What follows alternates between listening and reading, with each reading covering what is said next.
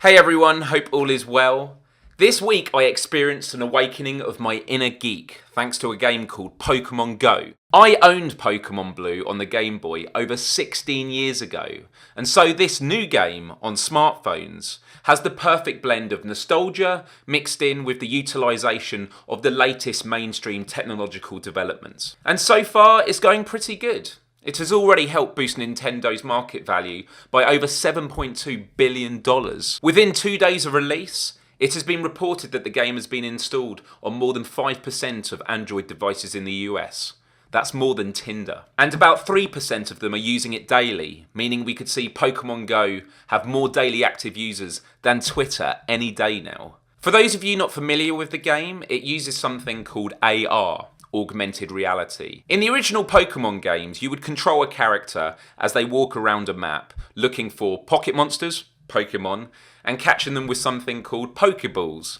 You would try and find and catch them all, train them up to become strong, and battle others to become a Pokemon master. Pokemon GO is an evolution because the map in this game is the real world. Wherever you move, your character moves. And so, you have to go outside, walk down the street, through fields, wherever, to find Pokemon who will appear on your phone when you're near them. And it takes into account your geographical positioning. For example, if you're near water, you'll be able to catch water Pokemon. Although that wasn't necessary for this soldier fighting ISIS in Mosul, Iraq. In the game, you need to find and stand next to Pokestops, which are dotted all across the map, where you can collect items that are needed for catching and training Pokemon. Once you have chosen a team, you can then visit gyms, where you can battle others and take them over if you win. Effectively, they've created some kind of digital turf wars. I have walked tens of kilometres the past few days because of this game, whilst in the process visiting landmarks I never knew even existed before. Some of which are right by where I live. I mean, take a look at this. April was when I left my job in London and started working self-employed from home. And look at July. There have been many reports that this game has helped people with mental health issues, and I can vouch for that myself. Following my head injury, my fitness went down significantly, and I developed episodes of severe anxiety. When I'm undertaking particular tasks, work-related, and anxiety comes along, I step away and do some computer gaming instead, with the hope that this quick fix of enjoyment will solve that.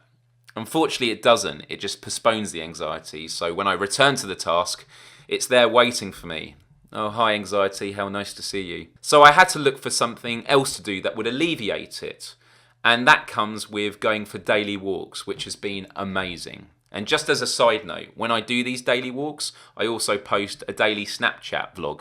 So if you're on there, add me, milesaway376, and hope you enjoy it. So Pokemon GO has come at a really good time for me because it allows me to link the enjoyment of playing computer games with the enjoyment of going for nice long walks every day. I have seen so many people of all ages walking around playing it. And it's hard not to get suspicious whenever you see someone walking around on their phone now. I went up to a guy the other day and said, "Excuse me man, are you playing a game?" And he went, "What are you talking about?" And there was a silence and I went, "Pokemon?" He went, "Oh, is it out yet?" I even found myself walking through graveyards and forests in the middle of nowhere at night playing this. What on earth are we doing out here in the middle of nowhere in a forest around midnight? Pokemon, yeah! I've engaged in some casual trolling of my local supermarket. I once entered a hotel car park, but in order to get out, I needed to claim a token from reception. That was an interesting conversation. I've even had some of you lot discover my trail. Just last night, I battled a gym at a park, and within seconds of winning and claiming it, a car drove past on a road nearby and someone shouted out the window, "Myles, Dyer, you dickhead!" And I actually caught up with those guys at a Pokestop later on. And they were quite pleasant in person when confronted. For the most part, I have had a vast number of such amazing conversations with so many Pokemon players at parks and pubs. It's strange but really cool. Some shops situated by gyms and Pokestops are taking full advantage of the opportunity. And rightly so. However, a police department that was situated by a Pokestop had to put a notice out telling players that it was possible to claim it without actually coming inside. And one person has the pleasure of having Pokemon GO players turn up outside his house all day and night. With all the fun and interesting stories, that's not to say there aren't also negative ones that have to be taken seriously. There's a feature where at Pokestops you can attach an item called a lure module which makes Pokemon spawn more frequently for the next 30 minutes. and this notifies nearby players on the map. Unfortunately, armed robbers were using this at one location, and so when the people turned up, you know what happened. And although the game does give you a warning to be aware of your surroundings, there are concerns about people playing it while driving or crossing the road. People are getting injured by not looking where they are going, and trespassing of course has quite serious implications. However, I think when a new technology becomes mainstream, there are unfortunately going to be negative consequences, but hopefully over time, these will be minimised. And we also have to consider how many Pokémon GO players are there in the world, and what percentage of those are falling fate to some of the stories that we hear. I personally adore this game, and I plan to spend 2 or 3 hours every night going out with my friends playing this. And although there is plenty of room for improvements, they are of course going to happen. This game can only get better, and it's going to be really exciting to see where this technology and concept goes. And if you are playing it, once you reach level 5, please choose the blue team, Team Mystic. That's my team.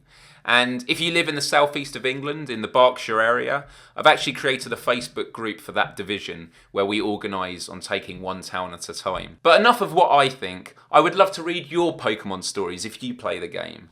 So let me know in the comments of this video, and if you don't play it, what do you make of this whole concept? Would you even fancy giving it a go yourself?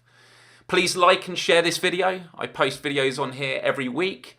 So if you want any information on what I do, you can get it at patreon.com/Myles Dyer, and you can support me there as well. There are plenty of new rewards for you to check out. So thank you for watching this, happy Pokemon hunting, and adios till next time.